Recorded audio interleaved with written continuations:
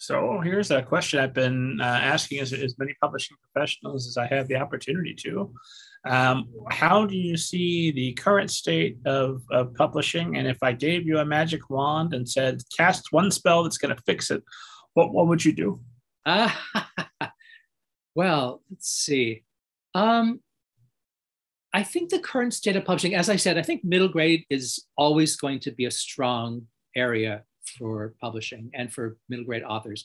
I think picture books, I think a couple of years ago, picture book biographies really came into their own. I think there's been a bit of a glut, but picture books, there's so many, essentially there are 5,000 new children's books published every year across every format. There are a lot of picture books, so it's very competitive.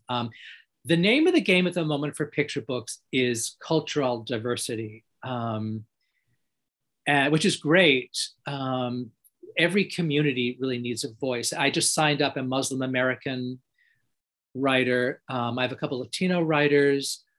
I have gay writers that I represent, African American.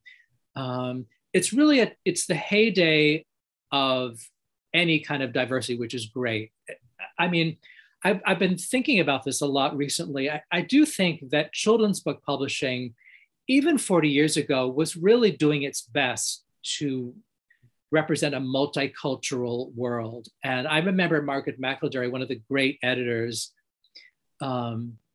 she had her own imprint at Simon & Schuster, but prior to that, she was at Harcourt, Brace and World. And she after World War II, she was one of the first editors to bring talent from Europe to the US.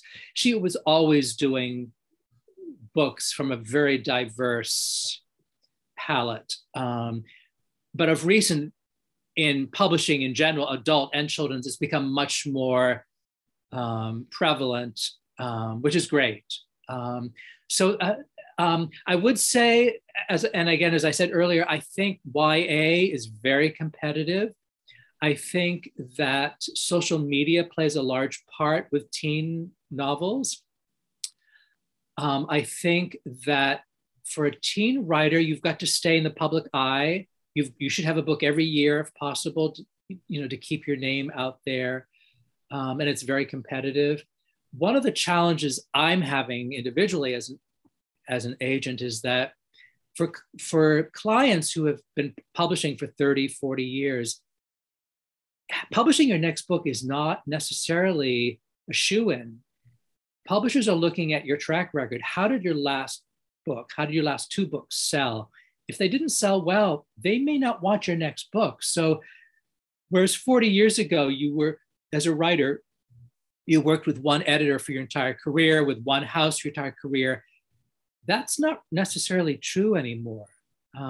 Partly it's economics. I think writers are with several houses, just because if a publisher publishes one book of yours and you've written 2 or 3 books, you need to have several publishers to accommodate that.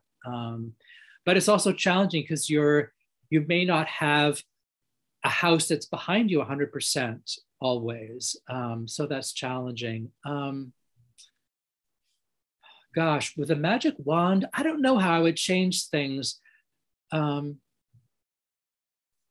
guess this whole COVID thing with people not necessarily going to bookstores, to public events, I guess I would wish that away so that there were book school and school visit events that were happening more regularly. That I would wish people to be in public more so they could meet with authors.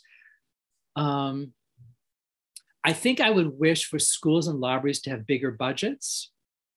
40 years ago, 50 years ago, the school and library market was essentially where children's books were sold. That has changed now. School and library markets are much smaller. A lot of books are sold online.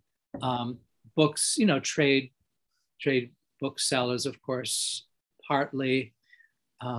But it is an exciting time. There are great writers out there. There are great books being published. And I think there's a lot to celebrate. So even though it sounds a bit doomsday, there's still great things. The children's book world is a great world. It's a great place to be. I know there's always it seems like there's always some kind of doomsday talk in publishing. Yeah. So no matter when you go back in the history of publishing, there was always the thing that was going to put publishing under this time for sure. Yeah. Yes. Oh yeah. It's kind of like theater. It's always the invalid, the famous invalid. But yeah, publishing is not dying. Physical books are not going away. A couple of years ago, when suddenly that was the issue, would books go away with books being read on iPads or whatever? Electronics have enhanced the book reading and book selling world, but they have not done away with physical books, particularly for children. For a child to hold a book in their hand, that is a seminal experience for a child, and for an adult too. To hold a book, turn the pages, that's an important part of the human experience, and that's never going to go away. So that's good to remember.